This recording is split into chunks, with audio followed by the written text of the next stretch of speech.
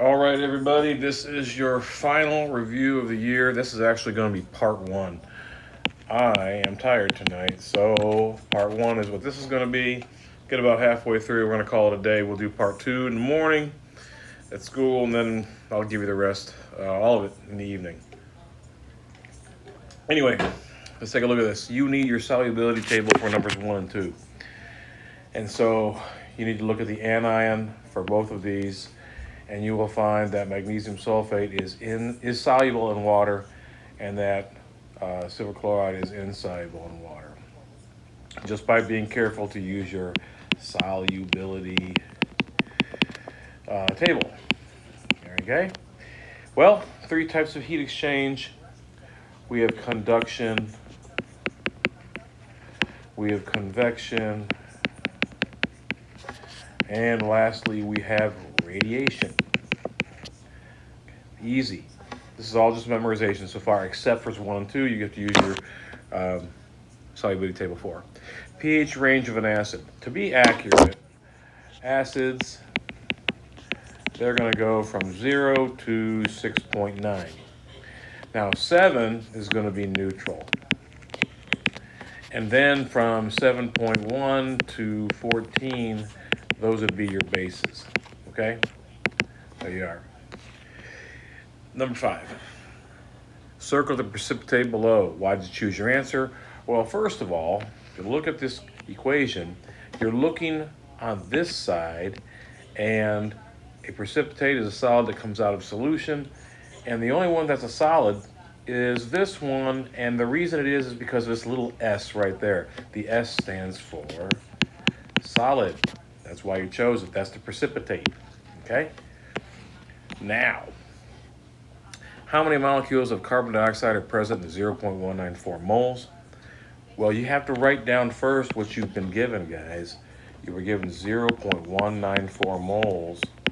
And this is a molecule, well, no, it's mole to molecule conversions real quick. And so if moles is up here, moles must go down here. That'd be 1 mole because this is your conversion. And on top, you're going to put 6.02 times 10 to the 23rd. That would be molecules.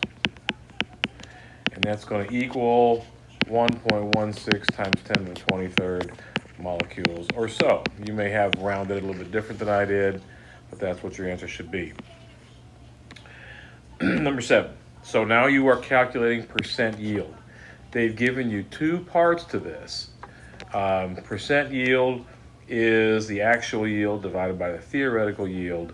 And so the actual yield is 20.01 grams. Okay, so first of all, let's rewrite this. Theoretical, excuse me, percent yield equals the actual yield divided by the theoretical yield. So the actual yield was 20.01 grams, and you're going to divide that by 25.7 grams because of that number right there. That is your theoretical yield.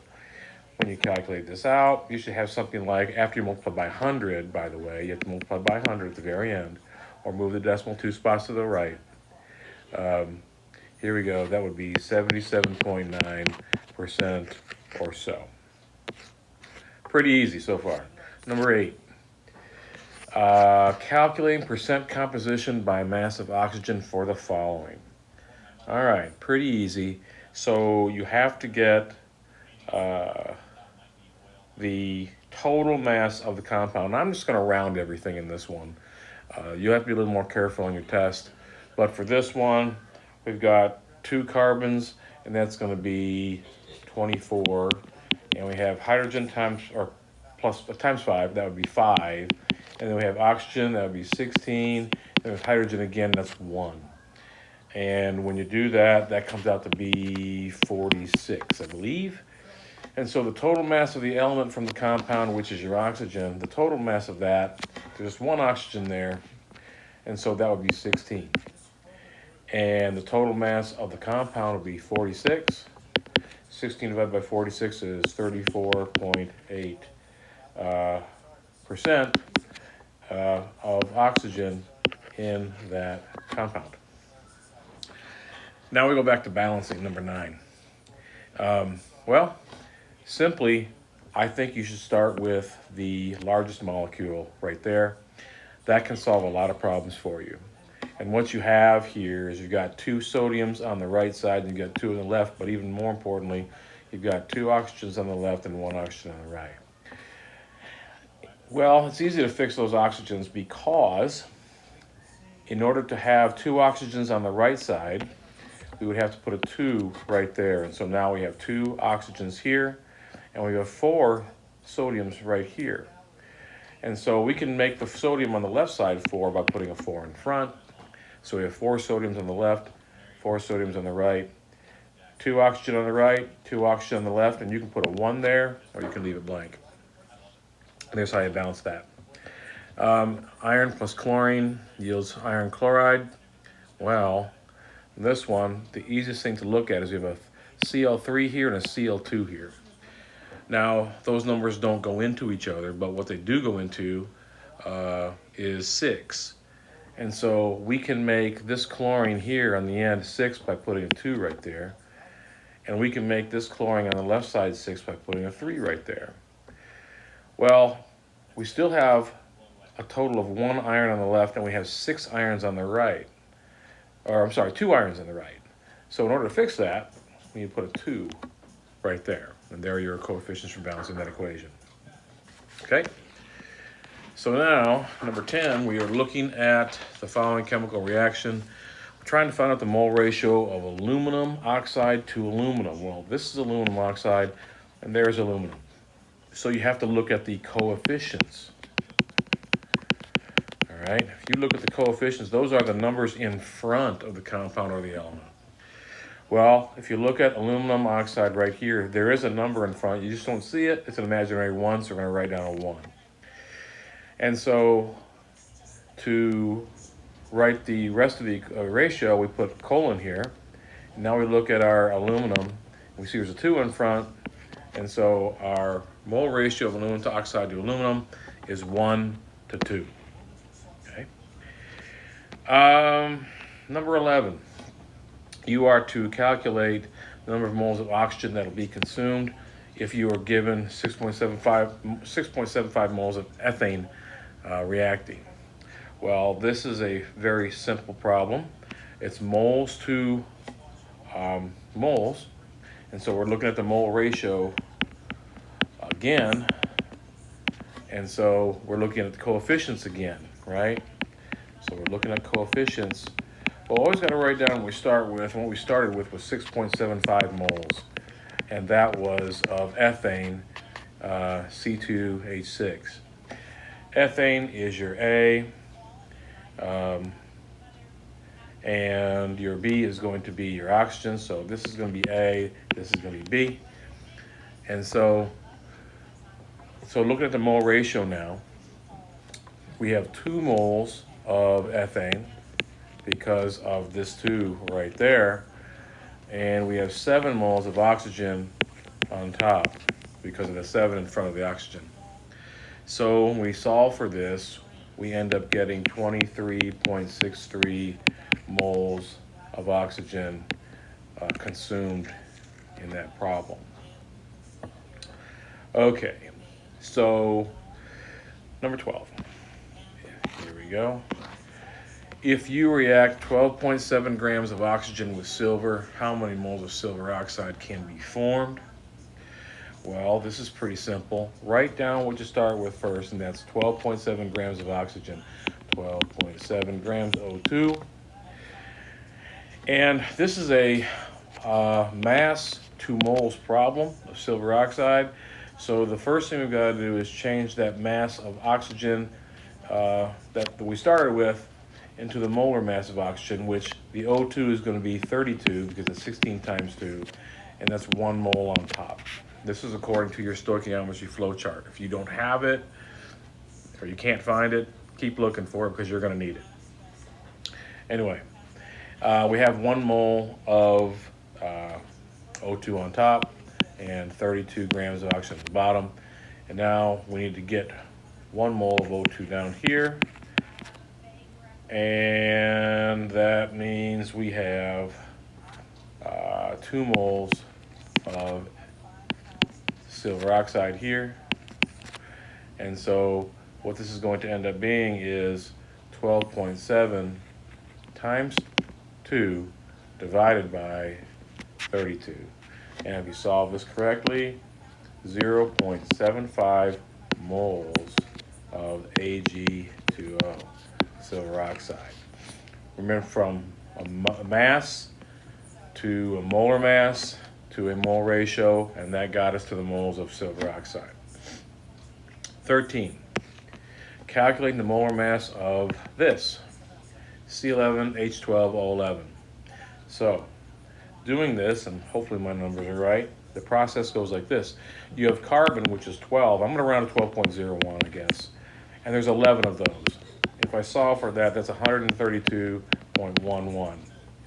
H, hydrogen, 1.01 times 12 of those gives you 12.12. And then oxygen times, that's 16 times 11 of those, and that gives you 176. And now we just add that all together. And if you don't know where I got these numbers from, I got them from right here. Okay? Add it all together, 320.23 grams per mole for that mass of that compound. All right, going to number 14. Saturated, I'm sorry, I missed number 14. There we are. If 0.59 moles of table sugar is dissolved to make a 2-liter bottle of Coke, what is the molarity of the solution? Well, molarity is the number of moles over the volume. And so the number of moles is this. So molarity equals moles divided by volume, which is liters, 0.59 divided by 2. That gives me an answer of 0.295 molar. And that would be my answer. Now for 15, this is simply just memorization. Strong acids completely dissolve in water, and so do strong bases. But if they are weak acids and weak bases, they only partially dissolve, and the word we like to use is dissociate. Okay? So that's just memory. 16. A saturated solution is a solution, I'm going to abbreviate solution SOL', that cannot dissolve any more solute. The solution is at its limit. It can't hold any more. Now, a supersaturated one is a solution, I'm abbreviating that again, SOLN, that contains more solute than can be dissolved. That is like your rock candy lab. There's more solute in there that can be dissolved. And unsaturated is a solution that contains less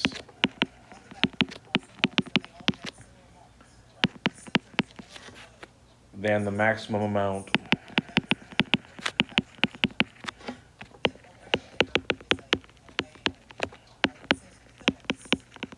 of solute that can be dissolved. So with an unsaturated solution, you can still add more solute. So in number 17, a solution that contains less solute particles than are needed to form a saturated solution would be unsaturated. You can still add more solution or solute to it before it cannot hold any more. Okay. Now we have the solubility graph.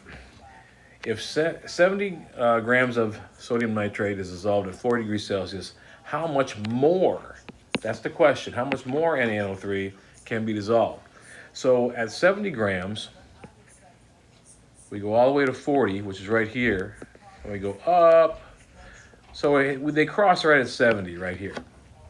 How much more can be dissolved? Well, if we keep on going, looks to be about, I don't know, about 70 to 73 grams can be dissolved to get to this line, which is a line that tells you it's saturated. Okay? Pretty simple. You guys did a good job with this stuff before. All right. The question is, well, let's see here. Aqueous, I think I missed it. Where is that? Okay, there it is. Define aqueous. Aqueous is a solution in which the solvent is water. That is an aqueous solution, a solution in which the solvent is water. That is just memorizing the definition. Number 20. Ammonium nitrate is placed in water based on the solubility rules chart. Will it dissolve? Explain why. Well, yes, it will dissolve. Yes, it will. Because both NH4 and NO3 minus are soluble. All right, 21. Factors that increase solubility for solids. Temperature, particle size, agitation. That would be like shaking or stirring. Okay.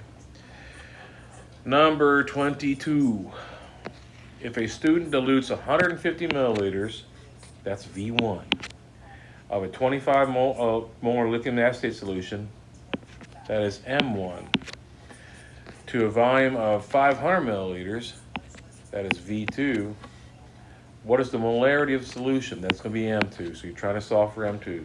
So your equation is going to be M1 V1 equals M2 V2. We're solving for M2. And so how we rearrange the equation is this. M2 is going to equal M1 times V1 divided by V2. And if I substitute my values in there, it's 0.25 for M1.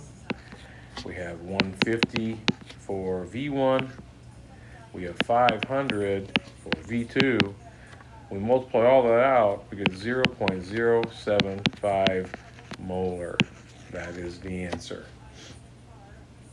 23. Arrhenius acids and Arrhenius bases, Bronsted-Lowry acids. Oh, no, solute and solvent. Okay, sorry. Solute. The substance being dissolved, like sugar or salt. Solvent is a substance doing the dissolving. Like water. Water is the universal solvent. Now we go back down here, and I'm sorry this is so small, so I'm going to write the Arrhenius ones over here. Arrhenius acids are acids that they're compounds that increase, I put an up arrow for that usually, the hydrogen ion concentration of an aqueous solution. Remember what aqueous was. Aqueous solution is a solution in which a solvent is water. An Arrhenius base is simply a compound that increases the hydroxide ion concentration of an aqueous solution. Okay? You're more concerned about this guy right here. Bronsted-Lowry acids and bases. Bronsted-Lowry acids, they are hydrogen ion donors. Bronsted-Lowry bases are hydrogen ion acceptors. Much more easy definition to deal with. And so number 25, and well, I guess we'll stop at, well, I guess maybe 20. 28's a duplicate question. So the reactant that is an acid is HCl. If you look at that right in the front, that denotes our acid. Whenever you see that H in front, that tells you we've got an acid. Water can sometimes act like an acid, but in this case it's not. So anytime you see an OH at the end, that's going to be your base. So we have sodium hydroxide in that case. pH range for acids, we did that already. And so I'm going to go back down to number 29. Endothermic and exothermic. Endothermic is a reaction that absorbs heat. Exothermic is a reaction that gives off heat. Simple definition to remember. Kinetic, energy of motion. Potential energy is stored energy or energy of position. I just abbreviated energy with a capital E. Activation energy is the energy needed to start a reaction. I abbreviated RXN. And we'll stop at number 34 right here. Well, 35. The higher the temperature, the higher or lower the average kinetic energy. The higher the temperature, the higher the average kinetic energy. The lower the temperature, the lower average kinetic energy. Heat is being removed. And so then we end up to number 35. A negative value means a chemical reaction is exothermic. It's giving off energy. A positive delta H or delta H value means a chemical reaction is endothermic. It is absorbing heat. So that's the end of part 1. We'll do part 2 in the morning. Have a good night.